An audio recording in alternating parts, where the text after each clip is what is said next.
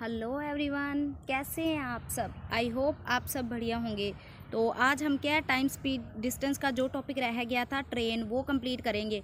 और इस टॉपिक को हल्के में लेने की गलती मत करना, अदरवाइज़ ये टॉपिक आपको हल्के में ले जाएगा। बिकॉज इसके जो क्वेश्चंस है वो एग्ज़ाम में बहुत अच्छे लेवल के पूछे जाते हैं। ये नहीं भी सिंपल सिंपल डाटा देती है और उसमें से आपको टाइम स्पीड कुछ भी पूछ रहे हैं, ऐसा डाटा नहीं देते। इसमें क्या होता है, अच्छे लेवल के क्वेश्चंस पूछे जाते हैं। तो अभी हम क्या करते हैं, विदाउट टाइम वेस्ट किए शुरू करते हैं। तो अभी आपके पहले तो आपके माइंड में ये सवाल आ रहा होगा भाई, ये जो ट्रेन टॉपिक है, ये जो हमने टाइम स्पीड और डिस्टेंस किया उससे अलग कैसे है, क्योंकि उसमें भी तो हमने ट्रेन के क्वेश्चंस किए थे।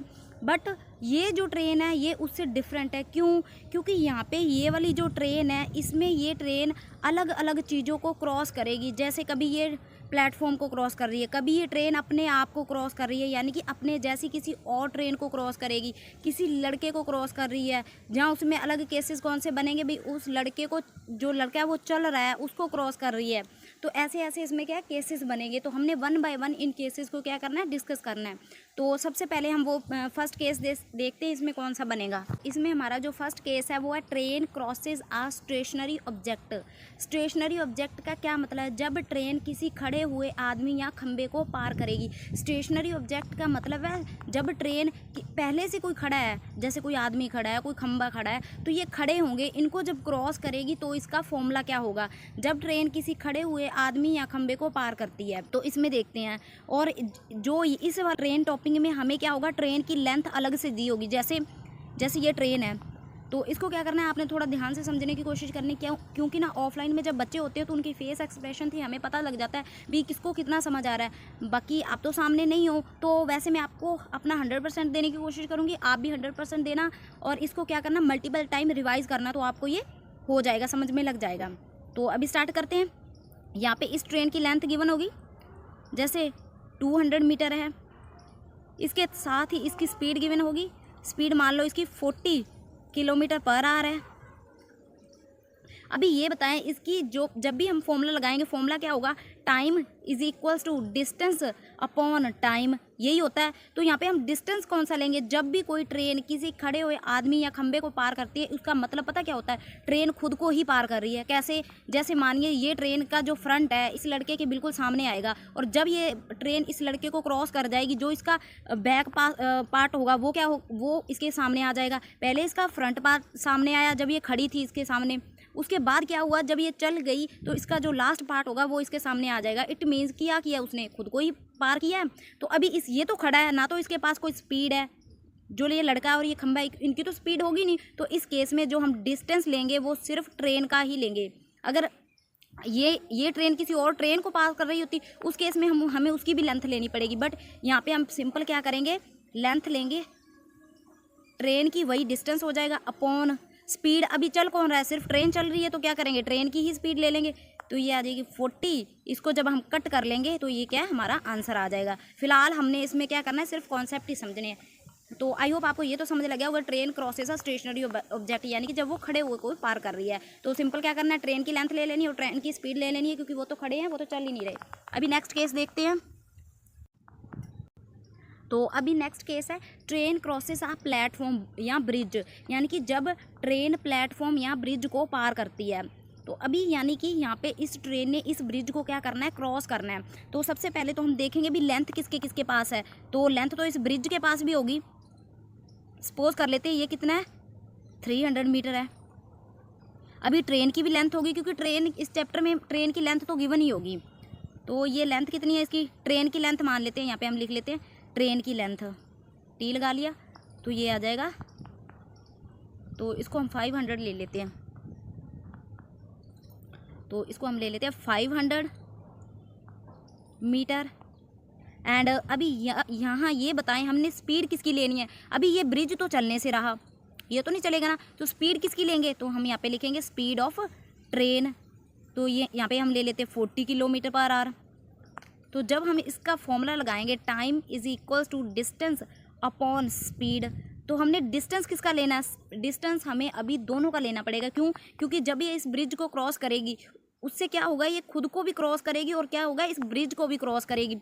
खुद को कैसे क्रॉस करेगी, मान के चलो यहाँ पे खड़ी है वो, तो जब ये पूरे इस ब्रिज पे आ जाएगी तब इसको थोड़ा मानेंगे भाई इसने ब्रिज क्रॉस कर लिया है। इस ब्रिज को क्रॉस करने के बाद ऐसे इसका जब ये फ्रंट यहाँ पे आएगा उसके बाद भी इसको चलना होगा, तो इस यहाँ पे उसका क्या आना चाहिए, लास्ट पार्ट आना चाहिए। तो उससे आगे इतना डिस्टेंस उसने अपने आप का भी तो ट्रैवल किया होगा, यानी कि इस ब्रिज का प्लस अपने आप की इसको इसका डिस्टेंस लेना होगा। यानी कि लेंथ हम ब्रिज की भी लेंगे 300 प्लस लेंथ हम ट्रेन की भी लेंगे। स्पीड, अभी स्पीड किसकी लेंगे हम यहाँ पे, स्पीड सिर्फ किसकी लेंगे, इस ट्रेन की लेंगे, क्योंकि ये ब्रिज तो चल नहीं रहा। तो यहाँ पे स्पीड आ जाएगी 40 किलोमीटर। इसको जब हम ऐड कर लेंगे तो इसको जब हम कैलकुलेट कर लेंगे आंसर आ जाएगा। बट अभी हमने सिर्फ क्या करना है, यहाँ पे कॉन्सेप्ट करने हैं, ये सिर्फ आपको समझाने के लिए था। अभी नेक्स्ट केस देखते हैं। तो यहाँ पे अभी केस थर्ड में भी 2 केसेस आ जाते हैं। कैसे, ट्रेन पासेज आ मूविंग ऑब्जेक्ट।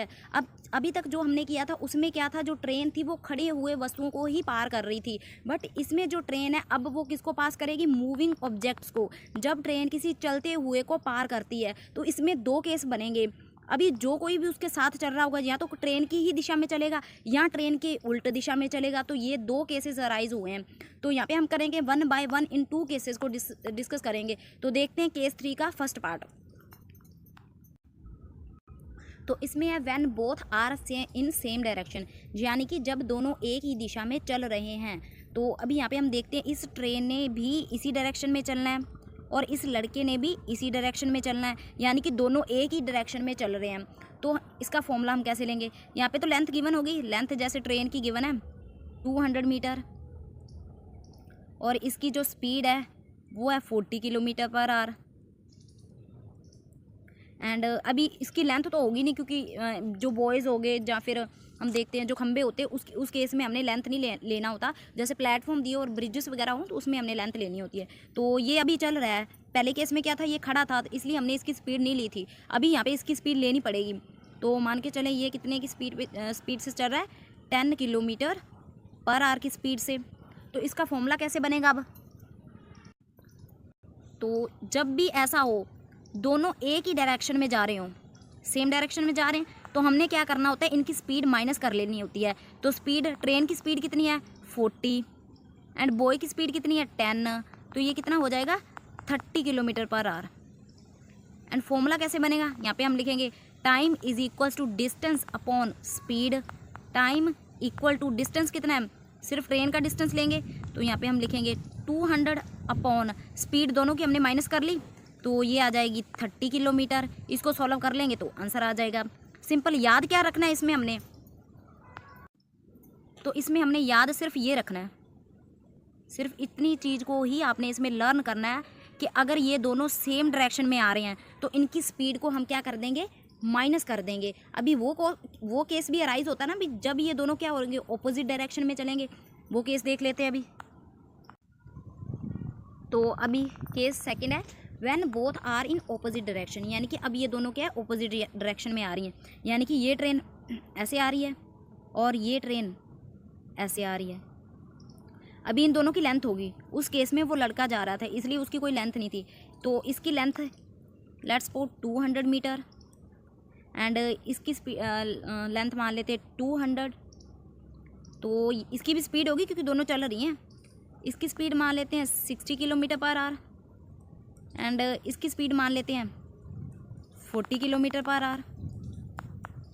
अभी ना कई बच्चे पता क्या सोचेंगे, भाई ये क्रैश कर जाएंगी। अरे क्रैश नहीं करेंगी, ये दोनों जैसे हम रेलवे स्टेशन पे जाते हैं तो जैसे पटरियाँ बनी होती है ना, एक दूसरी पटरी पे आ रही है और दूसरी पटरी पे आ रही है, तो दोनों पास से गुजर जाएंगी, क्रैश नहीं करेंगी। तो इसमें अभी देखते हैं, ये इस डायरेक्शन में आ रही है, ये इस डायरेक्शन में आ रही है, तो फॉर्मूला क्या बन जाएगा, तो यहाँ पे हम लिखेंगे time is equal to distance upon speed. तो डिस्टेंस तो दोनों का लेना पड़ेगा, तो यहाँ पे हम ले लेंगे 200 अपॉन, दोनों की लेंथ सेम ही है तो यहाँ पे भी 200 ले लेंगे अपॉन। पिछले केस में जब ये सेम डायरेक्शन में जा रहे तो हमने क्या किया था, इनकी स्पीड को माइनस किया था, बट अभी ये ऑपोजिट डायरेक्शन में है तो हम इन दोनों की स्पीड को क्या कर देंगे, ऐड कर देंगे। तो यहाँ पे हम लिखेंगे 60 प्लस 40, इसको कैलकुलेट कर लेंगे तो आंसर आ जाएगा। याद क्या रखना है, याद यही रखना है जब ये ऑपोजिट डायरेक्शन में आती हैं तो हमने स्पीड को क्या कर देना होता है, सिंपल माइनस कर देना होता है इसको। तो अभी मैंने सब कुछ इरेज कर दिया। अभी हमने क्या करना है, इसको रिवाइज करना है। अभी हमने कौन कौन से केसेस कर लिए हैं। पहला केस था ट्रेन क्रॉसेस अ स्टेशनरी ऑब्जेक्ट, पोल हो सकता है, स्टैंडिंग बॉय हो सकता है। तो इस केस में फॉर्मूला क्या हो जाएगा, time is equal to distance upon speed. Distance क्या है, अभी इस लड़के के पास तो कोई डिस्टेंस होगा नहीं, तो सिर्फ क्या करेंगे, ट्रेन की लेंथ ले लेंगे। यहाँ पे हम लिखेंगे लेंथ ऑफ ट्रेन अपॉन, ये लड़का तो खड़ा है तो स्पीड किसकी ले लेंगे, स्पीड ऑफ ट्रेन। तो ये इसका फॉर्मूला हो जाएगा। अभी नेक्स्ट केस देखते हैं। तो नेक्स्ट केस था ट्रेन क्रॉसेज अ प्लेटफॉर्म और ब्रिज। जब ट्रेन प्लेटफॉर्म या ब्रिज को पार करती है तो लेंथ क्या होगी, दोनों के पास होगी। तो फॉर्मूला क्या हो जाएगा, यहाँ पे हम लिखेंगे time is equals to, length किसकी लेंगे, ब्रिज की भी, और लेंथ किसकी लेंगे, ट्रेन की भी। बट अभी स्पीड किसकी लेंगे, सिर्फ ट्रेन की, क्योंकि ट्रेन ही चलेगी, ब्रिज तो चलता ही नहीं। तो यहाँ पे हम लिख लेंगे स्पीड ऑफ ट्रेन। तो ये इसका फॉर्मूला हो जाएगा। अभी नेक्स्ट केस देखते हैं। तो इसमें केस थर्ड में था train passes a moving object. इस केस में ट्रेन ने मूविंग ऑब्जेक्ट को पास करना है, और इसके भी फर्दर 2 टाइप्स हो जाते हैं। वो क्या होते हैं, opposite direction and in same direction. तो पहला केस देखते हैं इसका पहला केस है when both are in same direction. तो सेम डायरेक्शन के लिए क्या देखेंगे, इसमें लेंथ गिवन है, तो फॉर्मूला होगा T is equals to distance upon speed. Time is equals to, distance किसका होगा, सिर्फ लेंथ होगी ट्रेन की, तो यहाँ पे हम लिखेंगे लेंथ ऑफ ट्रेन अपॉन, अभी दोनों चल रहे हैं तो स्पीड किसके पास होगी, दोनों के पास होगी, बट और ये किस डायरेक्शन में है, सेम डायरेक्शन में। तो हम क्या करेंगे, स्पीड ऑफ ट्रेन माइनस कर देंगे स्पीड ऑफ बॉय। बॉय की बाद में क्यों ली, क्योंकि ऑब्वियस है ट्रेन इसको क्रॉस कर जाएगी, ट्रेन की स्पीड ज़्यादा होगी। अभी नेक्स्ट लास्ट केस देखते हैं। तो इसमें है when both are in opposite direction, यानी कि इसमें अब दोनों क्या है, ऑपोजिट डायरेक्शन में आ रही है। ये इस डायरेक्शन में है, एक मिनट, तो इसमें ये इस डायरेक्शन में आ रही है और ये इस डायरेक्शन में आ रही है, यानी कि दोनों क्या है, ऑपोजिट डायरेक्शन में है। तो लेंथ इसके पास भी होगी, लेंथ इसके पास भी होगी, स्पीड भी इसके पास होगी और स्पीड भी इसके पास होगी। तो फॉर्मूला लगाते हैं यहाँ पे हम, time is equal to distance upon speed. दोनों के पास लेंथ है, तो हम यहाँ पे लिख लेंगे L1 यानी कि फर्स्ट ट्रेन की length plus L2 second train की लेंथ अपॉन, ऑपोजिट डायरेक्शन में आने तो दोनों की स्पीड क्या हो जाएगी, ऐड हो जाएगी। फर्स्ट की स्पीड है S1, सेकंड की स्पीड है S2, तो ये इसका फॉर्मूला हो जाएगा। तो यहाँ पे हमारा ट्रेन टॉपिक के जो इंट्रोडक्शन है वो कंप्लीट होती है। नेक्स्ट वीडियो में हम इसके क्वेश्चन स्टार्ट करेंगे, और अगर आपको वीडियो से कुछ सीखने को मिला है तो लाइक सब्सक्राइब कर सकते हैं। Thank you.